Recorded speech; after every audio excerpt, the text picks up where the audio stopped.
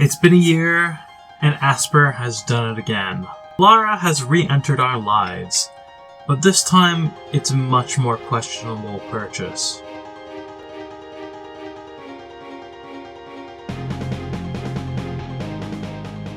So let's hop straight into what the remaster has to offer. Firstly, it looks phenomenal. Both Tomb Raider The Last Revelation and Tomb Raider Chronicles both look stunning. It looks legitimately good and is a solid continuation of what they did last year. In fact, a lot of the things they learned from their last mistake has been implemented in this game straight away. So the issues I had with controls and the button mapping, that's all fixed now. And it's been fixed for a little bit on the original game too. The main problem here, then, is the quality of the games themselves. Now, the remaster actually does do a bit of footwork here, especially here in Tomb Raider The Last Revelation. You see, Tomb Raider The Last Revelation is quite jarring in the beginning. It keeps on bringing you into these like mini cutscenes in the tutorial segment, and the remaster does a good job of smoothing this out. Yeah, it still pulls you, it still takes you out of it a little bit, but it's still way better than it was. So I definitely think that playing The Last Revelation on the remaster is a good option. But the GOG version is still pretty solid. It looks okay. Now, if you were to compare the GOG version versus the remaster without the HD settings, I think you can tell that there has been some AI upscaling on the remaster. So it does look less, it looks more anti-aliased, and it looks slightly better, slightly cleaner, but less PlayStation 1-y. If you want that look, then you definitely got to go with a GOG or Steam version. So now put them side by side with Steam, and I think you will see that the Steam version looks a little bit worse than GOG. This is because it doesn't record in the aspect ratio that I'm showing on, like, I would see it on the screen. So it looks basically identical to the GOG version in gameplay, but it may not look as good in the footage, but it's what I have. It's so they look, you'll just have to take my word that they look basically identical, and they both run pretty well. Now, moving on to Chronicles. Chronicles is a much weaker title. There's an excellent video by DX that I'll put up here. I highly recommend watching it if you want to know what was going on in Core around the time that Chronicles came out, because I think you'll understand why it has issues. Now, going into the remaster, honestly, I was having a Cuphead moment. It felt so bad. I was struggling so hard to control Lara. It was awful. It felt bad. Now, I thought maybe it's the controller, maybe it's the remaster, but when I hopped into GOG, the GOG version, it felt the same. I managed to get further. I figured out a little bit how to control it properly, but even then, it still has issues with responsiveness, and there's bugs. And when you hop onto Steam, well, first, you have to download a patch to get it to work on Steam. So that's a little bit of a downside. But once you get it running, it basically looks the same, and it suffers the same issues as the GOG version. The exact same issues, the exact same bug. So what's going on there, I don't know. Chronicles just feels different. It feels sluggish. It doesn't feel good. Now maybe it'll feel better with time. And again, it does look really, really good in the remaster, but it's a much weaker game. And I think overall this is a much weaker trilogy than the first three. Now, if we look into the Angel of Darkness, honestly, this game is where we kind of start to see diminishing returns of Asper. Now, I think it's pretty clear that this game has just been AI upscaled. I don't think there's been any texture swaps.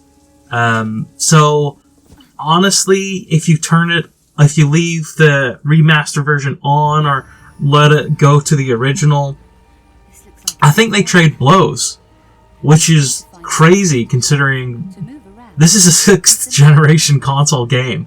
This came out on the PlayStation 2. So it looks really good on without the remaster setting on. And like if you were to compare it to the Steam or GOG version, well, first you'd have to fix it on both of those as well.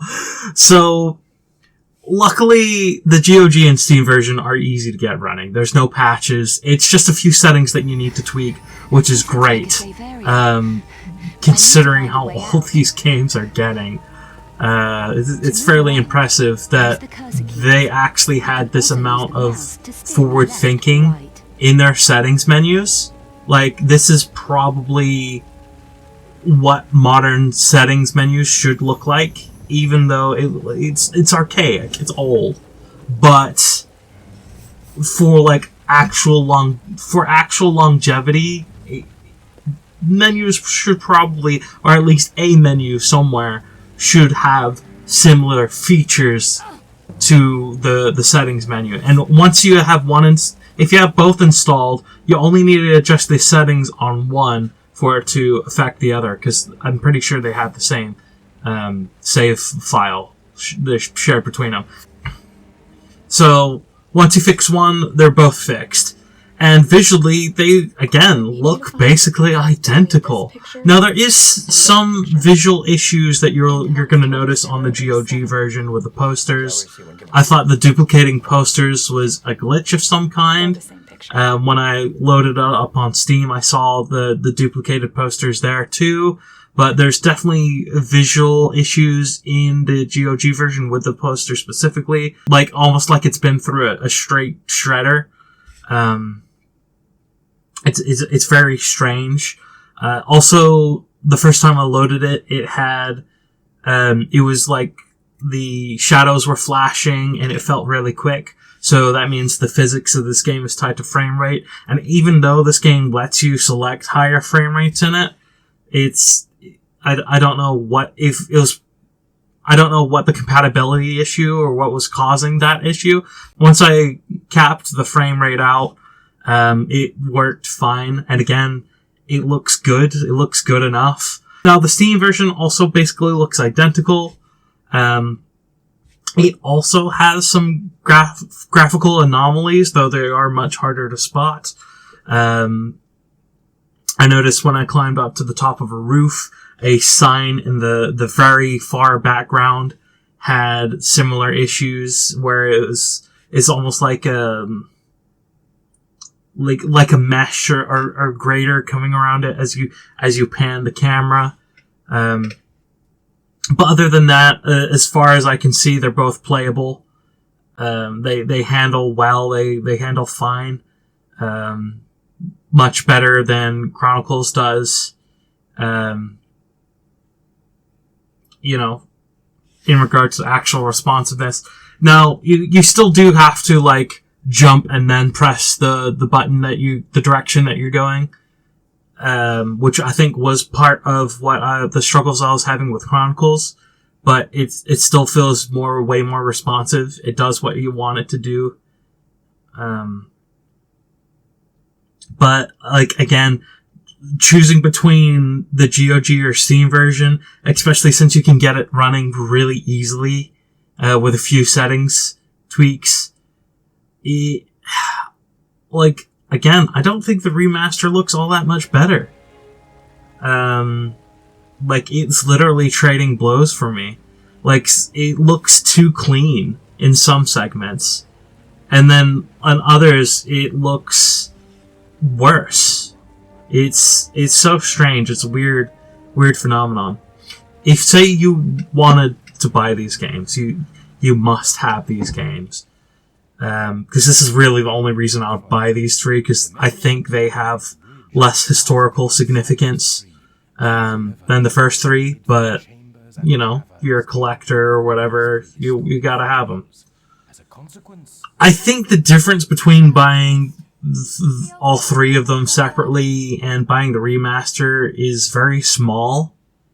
Like, not on sale, you can buy the originals for about $7 a piece, so that's $21, and the remaster's $30, so $9 for HD textures. A pretty decent looking menu scene that takes inspiration from the originals, and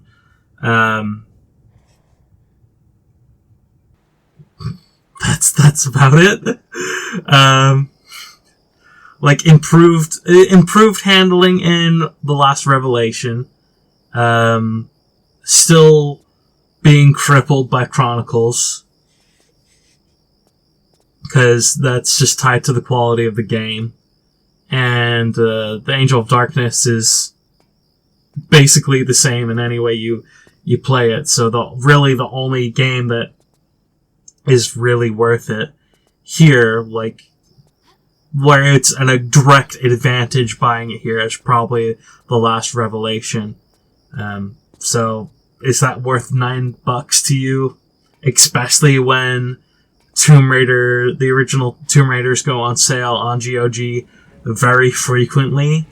Now, it doesn't show well on these recordings, but The Last Revelation does do the weird thing where it drops to the desktop every now and then, especially like when loading cutscenes.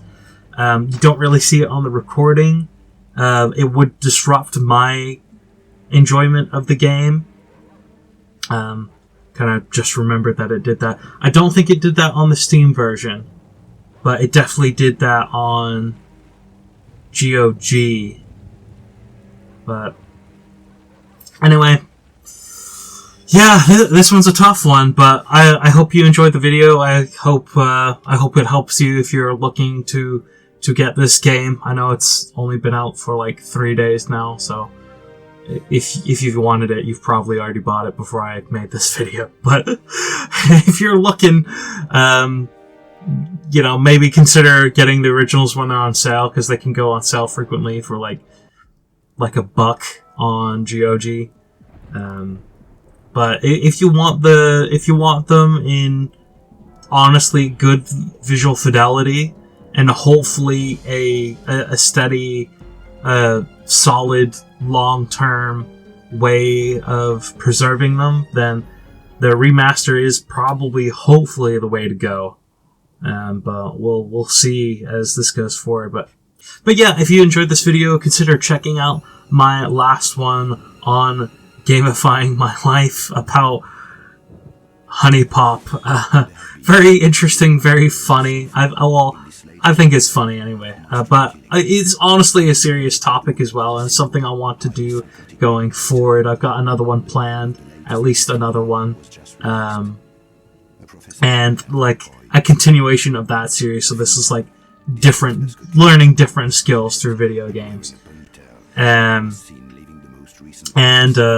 Yeah, whatever other video YouTube recommends, maybe you'll like that. Anyway, thanks for watching. I'll see you on the next one. This has been Rob the Slob. I'll see you in the virtual commute.